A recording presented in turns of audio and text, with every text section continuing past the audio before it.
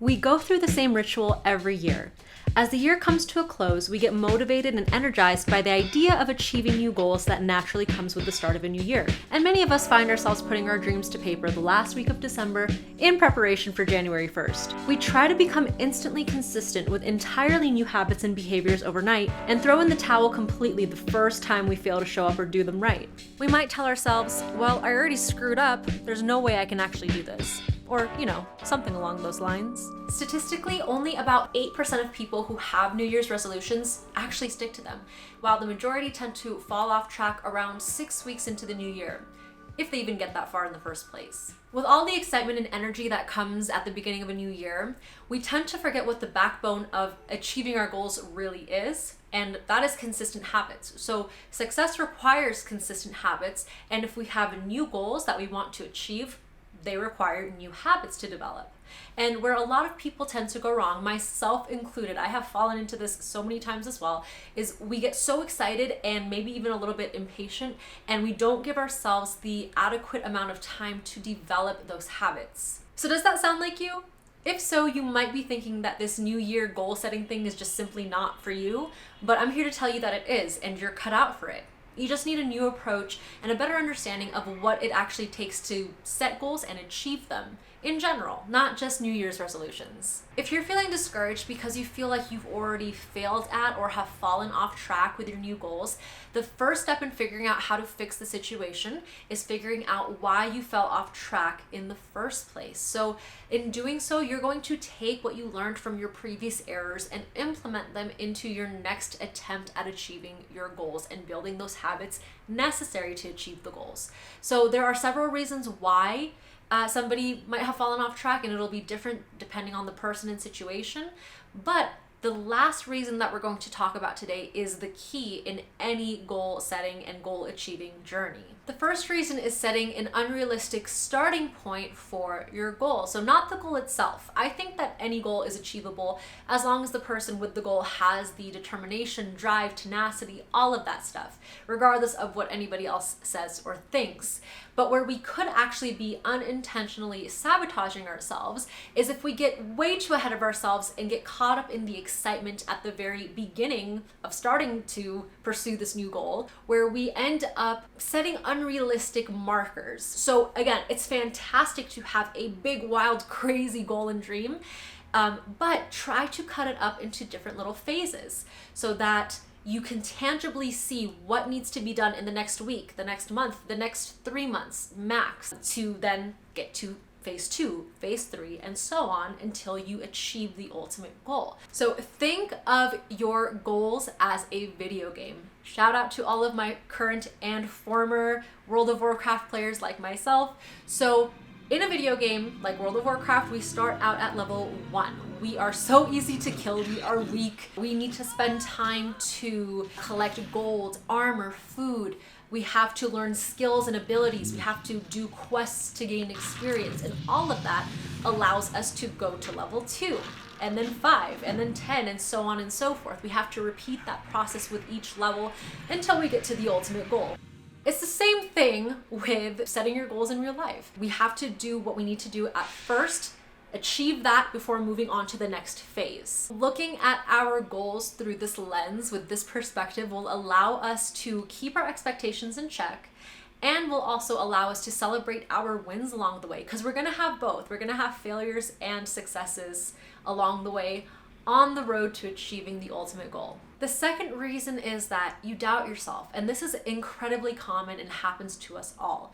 But that doubt is a defense mechanism set in place by your very own brain.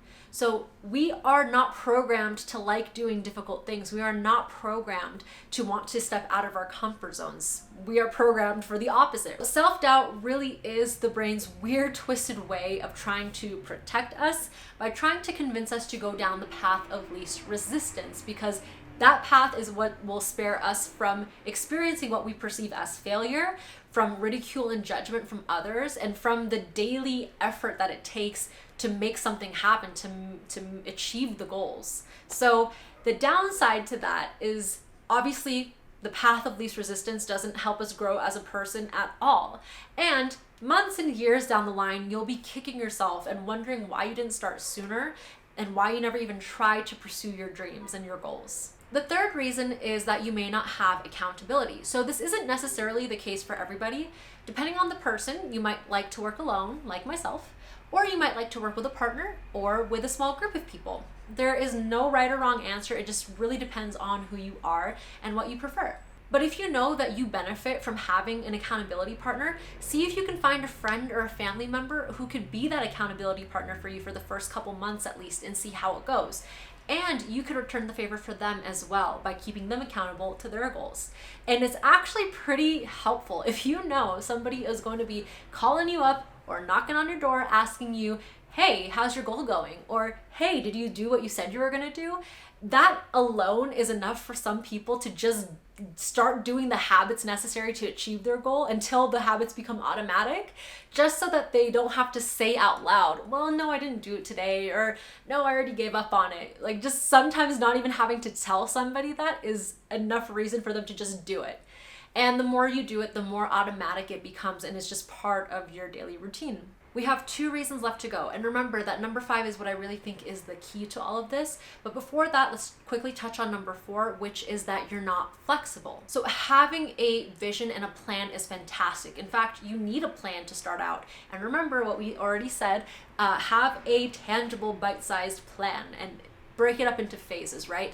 But where we could also be going wrong is that we stick so closely to the plan that when we see that something needs to be changed or approached from a different angle, we get so caught up in what we had originally planned that we feel like has to be set in stone, and we're not flexible and we don't go with the flow of what we need to change. So while the starting point for the short term, anywhere between 1 to 3 months, is super important when you're first starting off, don't get caught up in what your original plan was, because you will have to be flexible and readjust along the way. All right, reason number 5 that you might have fallen off track with your goals, which I think is really key in all of this, is that you solely rely on motivation.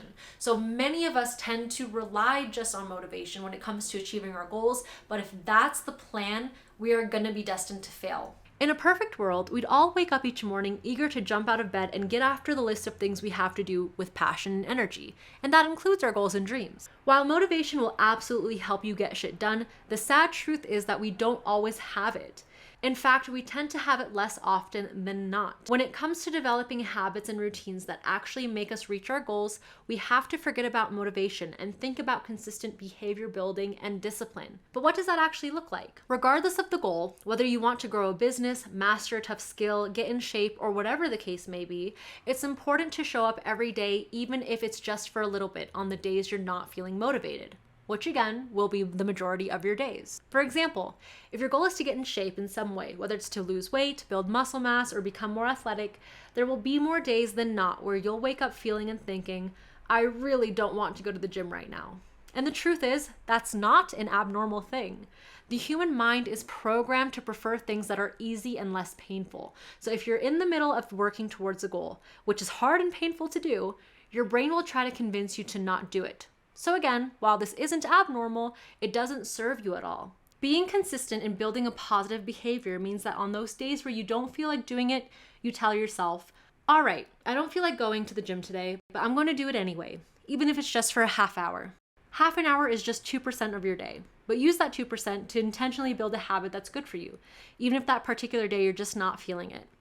It's okay to take days off, whether it's from the gym or anything else. But the important thing is to differentiate whether you're taking time off because you're letting laziness overcome you, which will kill your habit building and inhibit you from reaching your goals, or because your body and mind actually need a break to recover.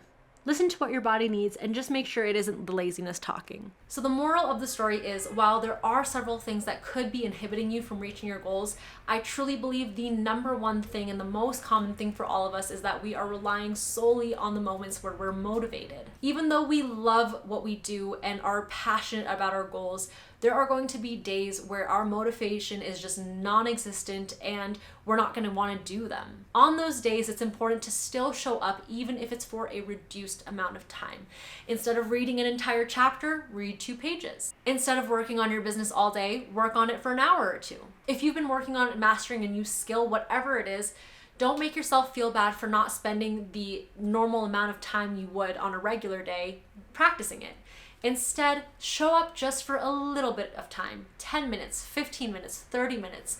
As long as you show up and you keep building that habit, you're on the right track. And by doing so, you never know. There are times where, despite feeling initially unmotivated, once you show up and get into the movement of whatever the goal or activity is, you find yourself feeling better and working on it longer than you had originally thought you would for that day. That's why discipline is more of a friend to us than motivation will ever be. It can take anywhere between 18 to 254 days, with an average of 66 days, to build a new habit, and those habits are the backbone of how we achieve our goals. So don't expect yourself to wake up on January 1st and magically become a pro at all of these new goals that you set for yourself, because it's just not going to happen that way.